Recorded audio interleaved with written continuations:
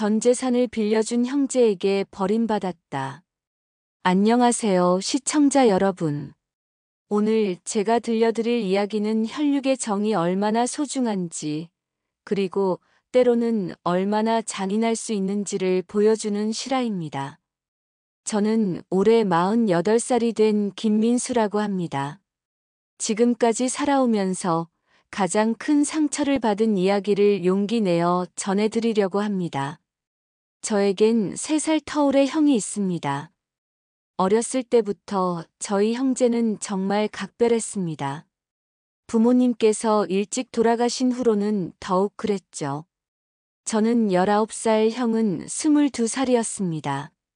갑작스러운 교통사고로 부모님을 잃고 나서 저희는 서로만이 세상의 전부였습니다. 형은 대학을 중퇴하고 공장에 취직해서 저를 뒷바라지해 주었고, 저는 형의 희생에 보답하겠다는 마음으로 열심히 공부했습니다. 형은 항상 말했습니다. 민수야, 우리는 이제 혈육밖에 없다. 서로 의지하며 살아가자. 그 말이 얼마나 따뜻했는지 모릅니다. 추운 겨울밤, 연탄 한 장 아끼려고 이불 한 장을 덮고 잠들면서도 형은 저에게 따뜻한 곳을 양보해 주었습니다. 라면 하나를 끓여 먹을 때도 면은 제가 먹고 형은 국물로 배를 채웠습니다. 그런 형의 사랑 덕분에 저는 무사히 대학에 진학할 수 있었고, 졸업 후에는 중견기업에 취직할 수 있었습니다. 형도 시간이 흘러 결혼을 했습니다. 형수는 착하고 따뜻한 분이었습니다. 저를 친동생처럼 아껴주셨고, 명절 때마다 정성스럽게 음식을 해주셨습니다. 형과 형수 사이에는 2명의 아이가 태어났습니다. 조카들을 보면 마음이 절로 따뜻해졌습니다. 저도 결혼을 했고, 아내와 함께 단란한 가정을 꾸렸습니다. 우리 형제는 여전히 가깝게 지냈습니다. 주말이면 가족들이 모여 식사를 하고 아이들은 사촌끼리 뛰어놀았습니다. 저는 성실하게 일했고 회사에서도 인정받았습니다. 승진도 빨랐고 연봉도 꾸준히 올랐습니다. 반면 형은 자영업을 시작했는데 번번이 실패했습니다. 치킨집, 분식점, 카페까지 여러 사업을 해봤지만 모두 적자만 쌓였습니다. 그럴 때마다 저는 형을 도왔습니다. 몇백만 원씩, 때로는 1,000만 원까지도 빌려드렸습니다. 형은 항상 고마워하며 꼭 갚겠다고 약속했습니다. 저는 그런 형이 고마웠습니다. 어렸을 때 저를 키워준 은혜를 생각하면 당연한 일이라고 여겼습니다. 시간이 흘러 저는 부장으로 승진했고, 아내도 안정적인 직장을 다녔습니다. 저희 부부는 알뜰하게 돈을 모았습니다. 아이는 없었지만 그래서 더욱 저축에 집중할 수 있었습니다. 반면 형의 사업은 계속 어려웠습니다. 형수도 파트타임으로 일했지만 가게는 늘 빠듯했습니다. 조카들이 성장하면서 교육비도 만만치 않았습니다. 형은 종종 고민을 털어놓곤 했습니다. 민수야, 아이들 교육은 제대로 시켜주고 싶은데 현실이 따라주지 않는다. 너는 정말 부럽다. 안정적인 직장에 알뜰한 아내까지. 그런 형을 보면 마음이 아팠습니다. 어렸을 때 저를 위해 대학도 포기하고 공장에서 일했던 형이었기에 더욱 그랬습니다. 저는 형에게 더 적극적으로 도움을 주기 시작했습니다. 조카들 학원비, 형네 가족 여행비, 급한 생활비까지 필요할 때마다 지원했습니다. 형은 매번 죄송해하며 반드시 갚겠다고 약속했습니다. 하지만 저는 갚으라고 재촉한 적이 없었습니다. 가족인데 그런 계산을 할 필요가 있을까 싶었습니다. 어느 날 형이 새로운 사업 아이템을 들고 왔습니다. 온라인 쇼핑몰 사업이었습니다. 민수야, 이번에는 정말 확신이 선다. 요즘 인터넷 쇼핑이 대세잖아. 내가 직접 중국에 가서 좋은 상품들을 찾아왔어. 이번에는 정말 성공할 수 있을 것 같다. 형의 눈빛이 그 어느 때보다 진지했습니다. 형이 보여준 사업 계획서는 정말 치밀했습니다. 시장 분석부터 수익성 검토까지 꼼꼼하게 정리되어 있었습니다. 저도 인터넷 쇼핑몰의 가능성을 인정했습니다. 형, 이번에는 정말 잘 될 것 같네요. 얼마나 필요하세요? 초기 자금이 5천만 원 정도 필요해. 하지만 내가 부담스러우면. 아니에요, 형. 제가 도와드릴게요. 그때만 해도 저는 이 결정을 후회하게 될 줄 몰랐습니다. 형에 대한 신뢰, 아니 맹신이라고 해도 좋을 만큼 저는 형을 믿었습니다. 어렸을 때부터 저를 지켜준 형이었고, 지금까지 한 번도 저를 실망시킨 적이 없었던 형이었으니까요. 형의 온라인 쇼핑몰은 처음에는 순조롭게 시작되었습니다. 상품도 제법 팔렸고, 매출도 꾸준히 올랐습니다. 형은 매일 저에게 매출 현황을 보고했습니다. 민수야, 어제 매출이 200만 원을 넘었어. 이 조자로 가면 정말 대박 날 것 같다. 저도 형의 성공을 진심으로 응원했습니다. 하지만 몇 달 후, 형의 표정이 어두워지기 시작했습니다. 민수야, 요즘 경쟁이 너무 치열해. 대기업들이 이 시장에 뛰어들면서 우리 같은 소상공인들이 설 자리가 줄어들고 있어. 저는 형을 격려했습니다. 형, 포기하지 마세요. 처음에는 다들 어려운 거예요. 시간이 지나면 분명 자리를 잡을 수 있을 거예요. 그런데 어느 날 형이 심각한 표정으로 저를 찾아왔습니다. 민수야, 사실 큰일이 났어. 중국 업체에서 대량 주문을 받았는데 성금을 지불해야 한다는 거야.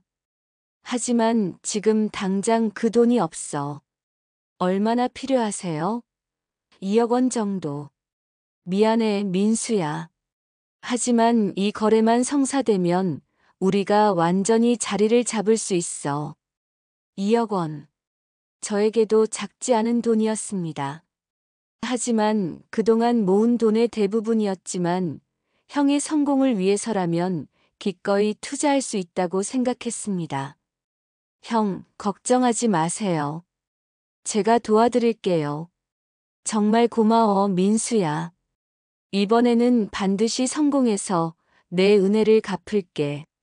저는 그동안 모은 예금을 모두 해지했습니다. 아내도 처음에는 걱정했지만 제가 형에 대한 신뢰를 설명하자 이해해 주었습니다. 당신이 결정한 일이니까 믿어볼게요. 하지만 조심스럽긴 해요. 아내의 우려가 예언이 될 줄은 그때는 몰랐습니다. 2억 원을 형에게 빌려준 후 처음 몇 달은 좋았습니다. 형은 정기적으로 사업 현황을 알려주었고 매출도 꾸준히 올랐다고 했습니다. 민수야, 내 덕분에 사업이 궤도에 올랐어. 정말 고맙다. 내년에는 이자까지 쳐서 갚을 수 있을 것 같아. 하지만 시간이 지날수록 형의 연락이 뜸해졌습니다. 예전처럼 매일 매출 현황을 알려주지도 않았고 만나자고 해도 바쁘다며 미뤘습니다. 처음에는 사업이 잘 되어서 바쁜 것이라고 생각했습니다. 하지만 점점 불안한 마음이 들기 시작했습니다. 형과의 연락이 점점 뜸해지자 저는 직접 형의 사무실을 찾아가 보기로 했습니다. 형이 임대한 사무실은 생각보다 규모가 컸습니다. 직원들도 여러 명 있었고 컴퓨터와 각종 사무용품들이 잘 갖춰져 있었습니다. 역시 사업이 잘 되고 있구나라고 생각하며 안심했습니다. 형, 요즘 연락도 안 되고 해서 직접 왔어요. 아, 민수야. 미안해. 요즘 너무 바빠서 연락을 못했네. 보다시피 사업이 잘 되고 있어. 형은 여전히 밝은 표정이었습니다. 사무실을 둘러보며 설명도 해주고 직원들도 소개해 주었습니다. 저는 형의 성공을 보며 뿌듯했습니다. 하지만 집에 돌아가는 길에 이상한 생각이 들었습니다. 사업이 그렇게 잘 된다면서 왜 갚을 돈에 대한 언급은 없을까? 저는 직접 묻지는 않았지만 형이 먼저 언급할 줄 알았습니다. 예전에는 항상 곧 갚을게, 조금만 더 기다려줘라는 말을 했었는데 이번에는 그런 말이 전혀 없었습니다. 며칠 후 형수에게서 연락이 왔습니다. 민수야, 시간 있을 때 한번 만날 수 있을까? 이 형수의 목소리가 평소와 달리 무거웠습니다. 만나서 이야기를 들어보니 충격적인 사실을 알게 되었습니다. 민수야, 사실 우리 집 상황이 좋지 않아. 형부가 사업 이야기는 항상 좋게만 하는데 실제로는 적자가 계속 쌓이고 있어. 그게 무슨 말씀이세요? 매출은 있지만 수익은 거의 없어. 임대료, 직원 급여, 각종 경비를 제하고 나면 남는 게 별로 없더라고. 게다가 재고 부담도 만만치 않고. 솔직히 말하면 우리 집 생활비도 빠듯한 상황이야. 형수의 말을 듣고 나니 머리가 복잡해졌습니다. 형이 저에게 거짓말을 했다는 것일까요? 아니면 형수가 사업 상황을 정확히 모르는 것일까요? 하지만 형수는 가정의 살림을 담당하고 있었고, 가게 상황은 누구보다 정확히 알고 있을 것이었습니다. 그럼 형이 저에게 빌린 돈은? 그것도 걱정이야. 형부는 곧 갚을 수 있다고 하는데 지금 상황으로는 언제 갚을 수 있을지 모르겠어. 미안해, 민수야. 형부 대신 사과할게. 형수의 눈에 눈물이 맺혔습니다. 저는 집에 돌아와서 아내에게 상황을 설명했습니다. 아내는 처음부터 걱정했던 일이 현실이 되는 것 같다며 근심 어린 표정을 지었습니다. 당신 이제 어떻게 할 거예요? 일단 형과 직접 이야기해 봐야겠어요. 다음 날 저는 형에게 전화를 걸었습니다. 형, 시간 되실 때 한번 만나서 이야기할 수 있을까요? 무슨 일이야? 사업 상황이랑 빌려드린 돈에 대해서 이야기하고 싶어요. 전화 너머로 잠시 침묵이 흘렀습니다. 알았어. 내일 저녁에 만나자. 다음 날 저녁 형과 만났습니다. 평소와 달리 형의 표정이 어두웠습니다. 민수야, 무슨 이야기를 하고 싶다고 했지? 형, 솔직히 말씀해 주세요. 사업이 정말 잘 되고 있는 건가요? 형은 한참을 망설이다가 고개를 떨어뜨렸습니다.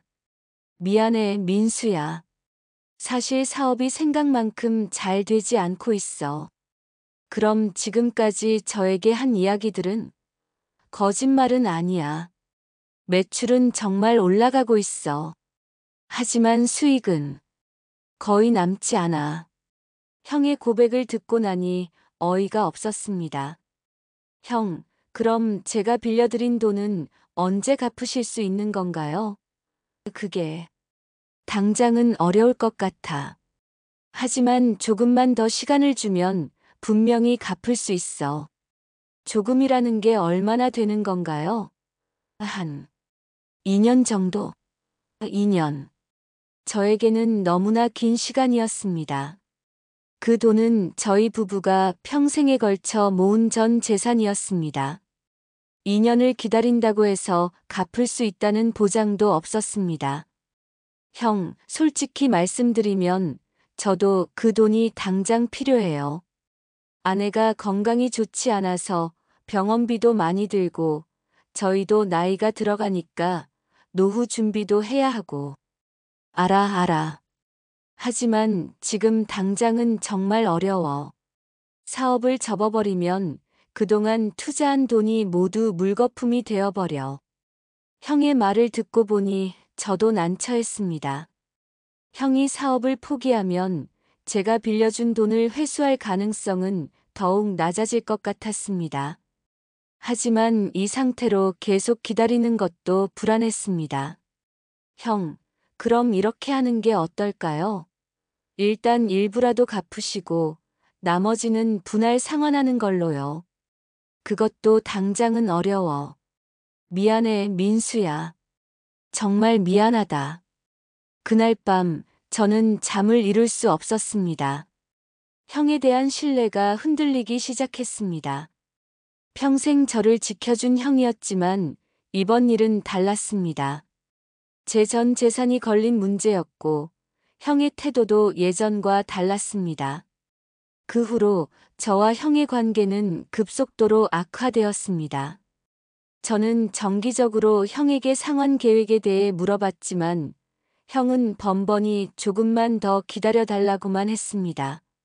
처음에는 이해하려고 했지만 시간이 지날수록 화가 나기 시작했습니다. 더욱 화가 났던 것은 형의 생활 패턴이었습니다. 사업이 어렵다고 하면서도 형은 여전히 골프를 치러 다녔고 비싼 술자리도 자주 가졌습니다. 조카들 용돈도 예전과 다름없이 주었습니다.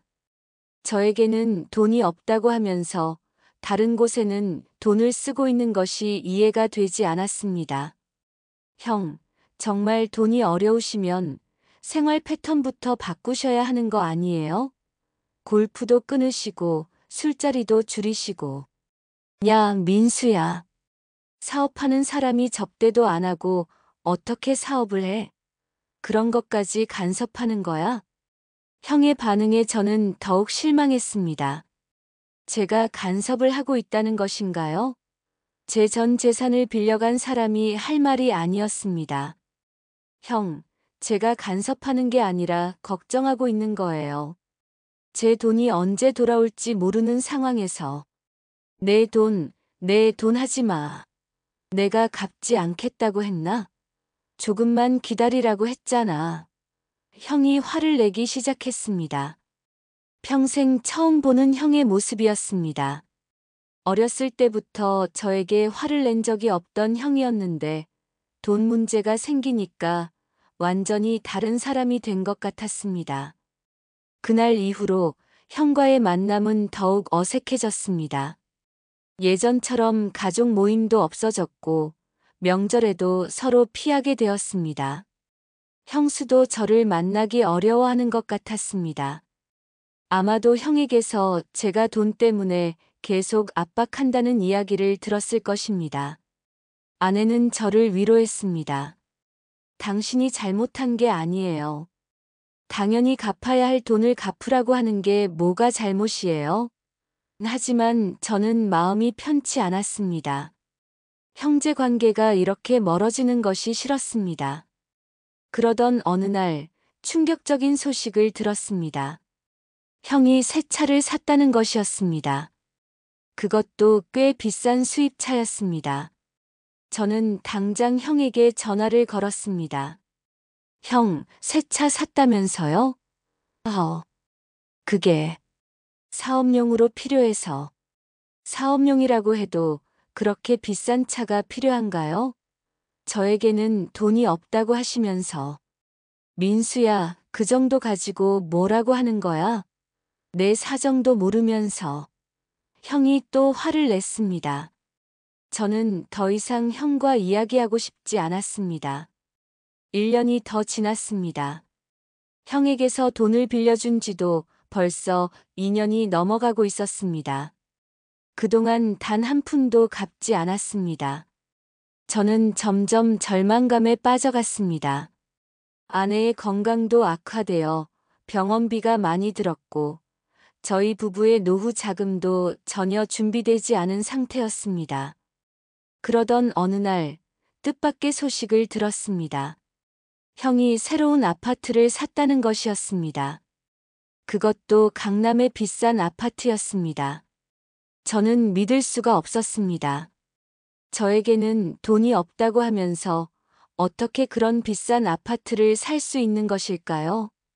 저는 당장 형을 찾아갔습니다. 형은 새 아파트에서 이사 정리를 하고 있었습니다. 형, 이게 무슨 일이에요? 저에게는 돈이 없다고 하시면서 어떻게 이런 비싼 아파트를 사셨어요? 형의 대답은 충격적이었습니다. 민수야, 미안하다. 사실 내가 너에게 거짓말을 했어. 사업은 잘 되고 있었어. 하지만 너한테 빌린 돈을 갚기 싫었어. 뭐라고요? 솔직히 말하면 어렸을 때 너를 키워준 것도 내가 원해서 한 게 아니야. 부모님이 돌아가시고 나서 너를 버릴 수도 없고. 그때 정말 힘들었어. 형의 말을 듣고 나니 온 세상이 무너지는 기분이었습니다. 형, 그럼 지금까지 저에게 보여준 형제애는 모두 거짓이었다는 말씀이세요? 거짓까지는 아니지만, 솔직히 이제 지겨워. 너 때문에 내 인생이 얼마나 힘들었는지 알아? 대학도 못 가고, 결혼도 늦게 하고. 형, 그럼 제가 빌려드린 돈은 어떡하실 건가요? 그건 갚을 생각이 없어. 어렸을 때 너를 키워준 돈이라고 생각해. 그게 무슨 말씀이세요? 그건 형이 선택하신 일이고, 지금 빌려드린 돈은 별개의 문제잖아요. 별개. 웃기지 마. 내가 너를 키우지 않았으면 내가 지금처럼 성공할 수 있었겠어? 그러니까 내가 번 돈도 결국 내 덕분이야. 형의 말은 점점 더 황당해졌습니다.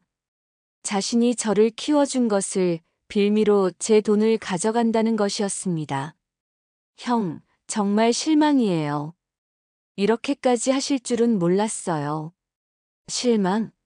나야말로 실망이야. 내가 이렇게 돈에 집착할 줄은 몰랐어. 형제인데 그 정도 돈 가지고 그렇게 구질구질하게 굴어? 저는 더 이상 할 말이 없었습니다. 평생 믿고 따랐던 형이 이런 사람이었다니. 제가 알던 형은 존재하지 않았던 것 같았습니다. 저는 그 자리에서 나와버렸습니다. 집에 돌아와서 아내에게 상황을 설명했습니다. 아내도 믿을 수 없다는 표정이었습니다. 당신 이제 어떻게 할 거예요? 법적으로 대응해야겠어요. 더 이상 가족이라는 이름으로 참을 수는 없어요. 그날 밤 저는 지난 시간들을 되돌아보았습니다. 형이 보여준 모든 관심과 사랑이 진짜였을까요? 아니면 처음부터 계산된 것이었을까요? 어렸을 때 저를 키워준 것도 정말 형제 때문이었을까요? 아니면 어쩔 수 없는 상황 때문이었을까요? 모든 것이 의심스러워졌습니다. 더욱 충격적인 것은 형의 변한 모습이었습니다. 돈 앞에서 형은 완전히 다른 사람이 되어버렸습니다. 혈육의 정도, 지난 수십 년간의 정도 모두 돈 앞에서는 무의미해졌습니다. 사람이 이렇게까지 변할 수 있다는 사실이 무서웠습니다. 그 후 저는 변호사를 찾아가 상담을 받았습니다. 다행히 형에게 돈을 빌려줄 때 차용증을 작성해 두었기 때문에 법적 대응이 가능했습니다. 하지만 변호사는 말했습니다. 가족 간의 금전 문제는 법정에서도 복잡해질 수 있습니다. 그리고 설령 승소하더라도 상대방이 재산을 은닉하거나 다른 방법으로 회피할 가능성도 있습니다. 결국 저는 법적 절차를 밟기로 했습니다. 형제 관계는 이미 끝났다고 생각했습니다. 더 이상 가족이라는 이름으로 이용당할 수는 없었습니다. 소송을 제기하자 형은 황당하다며 연락해 왔습니다. 민수야, 정말 이렇게까지 할 거야? 우리가 형제인데. 형제라면 이런 짓을 하시면 안 됐어요. 이미 늦었어요. 저는 더 이상 형의 말에 흔들리지 않았습니다. 법정에서 만난 형은 낯선 사람 같았습니다. 제가 돈에 집착한다며 오히려 저를 비난했습니다. 하지만 증거는 명확했습니다. 재판 과정에서 충격적인 사실들이 더 드러났습니다. 형은 제게 돈을 빌린 직후부터 이미 갚을 생각이 없었다는 것이 여러 정황으로 밝혀졌습니다. 새 차 구입, 아파트 구입 등이 모두 제 돈을 빌린 후에 이루어진 일들이었습니다. 형은 처음부터 저를 이용할 계획이었던 것입니다. 결국 재판에서 승소했습니다. 하지만 돈을 회수하는 과정은 또 다른 고난이었습니다. 형은 재산을 형수 명의로 돌리고 회사도 정리해버렸습니다. 결국 일부만 회수할 수 있었습니다. 경제적 손실도 컸지만 정신적 상처는 더욱 컸습니다. 이 일을 겪으면서 저는 많은 것을 깨달았습니다. 첫째, 돈 문제는 아무리 가까운 사이라도 명확하게 해야 한다는 것입니다. 가족이라고 해서 예외는 없습니다. 둘째, 사람은 돈 앞에서 변할 수 있다는 것입니다. 평생 알던 사람도 돈 앞에서는 전혀 다른 모습을 보일 수 있습니다. 셋째, 과거의 은혜와 현재의 문제는 별개라는 것입니다. 형이 어렸을 때 저를 키워준 것은 고마운 일이지만 그것이 현재의 약속을 어겨도 되는 이유가 될 수는 없습니다. 넷째, 너무 맹목적인 신뢰는 위험하다는 것입니다. 가족이라도 적정선을 지켜야 합니다. 지금 저와 형은 완전히 연락을 끊고 지내고 있습니다. 조카들과도 만나지 않습니다. 슬픈 일이지만 어쩔 수 없는 선택이었습니다. 형수는 가끔 연락해서 미안하다고 하지만 이미 돌이킬 수 없는 강을 건넜습니다. 아내와 저는 이제 다시 처음부터 시작하고 있습니다. 나이가 들어서 쉽지 않지만 서로 의지하며 새로운 삶을 만들어가고 있습니다. 경제적으로는 어려워졌지만 정신적으로는 오히려 더 평안해진 것 같습니다. 더 이상 형 때문에 스트레스 받을 일도 없고 언제 돈을 갚을지 걱정할 필요도 없어졌으니까요. 이 경험을 통해 저는 진정한 가족의 의미를 다시 생각해 보게 되었습니다. 혈연이 가족을 만드는 것이 아니라 서로에 대한 존중과 배려가 가족을 만드는 것이라는 깨달음을 얻었습니다. 그리고 가장 소중한 사람은 바로 제 곁에 있는 아내라는 것도 확인했습니다. 여러분께 드리고 싶은 말씀은 이것입니다. 가족이라도 돈 문제만큼은 명확하게 하시기 바랍니다. 그리고 아무리 가까운 사이라도 무조건적인 신뢰는 금물입니다. 적당한 거리와 선을 지키는 것이 오히려 관계를 오래 유지하는 비결일 수 있습니다. 마지막으로 저처럼 배신당하신 분들께 말씀드리고 싶습니다. 분명히 아프고 슬프겠지만 그것이 여러분 인생의 끝은 아닙니다. 저도 처음에는 모든 것이 무너진 것 같았지만 지금은 새로운 시작을 하고 있습니다. 시간이 흘러 돌이켜보니 이 일이 저에게 더 큰 지혜를 준 것 같습니다. 진정으로 저를 아끼는 사람이 누구인지, 그리고 인생에서 정말 소중한 것이 무엇인지 깨닫게 해주었으니까요. 형에 대한 원망은 이제 많이 사라졌습니다. 오히려 불쌍하다는 생각이 듭니다. 돈을 위해 평생의 형제를 잃은 것은 결국 형의 손실이니까요. 저는 이제 앞만 보고 살아가려고 합니다. 비록 늦은 나이지만 아내와 함께 새로운 꿈을 키우며 살아가고 있습니다. 시청자 여러분도 저와 같은 아픔을 겪지 않으시기를 바랍니다. 그리고 혹시 지금 비슷한 상황에 있으시다면 용기를 내어 현명한 결정을 내리시기 바랍니다. 가족이라는 이름에 얽매여 계속 피해를 당할 필요는 없습니다. 때로는 단호한 결단이 필요한 법입니다. 긴 이야기를 들어주셔서 감사합니다. 이 이야기가 누군가에게는 교훈이 되고 또 누군가에게는 위로가 되기를 바랍니다. 모든 분들이 진정한 가족의 사랑을 느끼며 행복하게 살아가시기를 진심으로 기원합니다.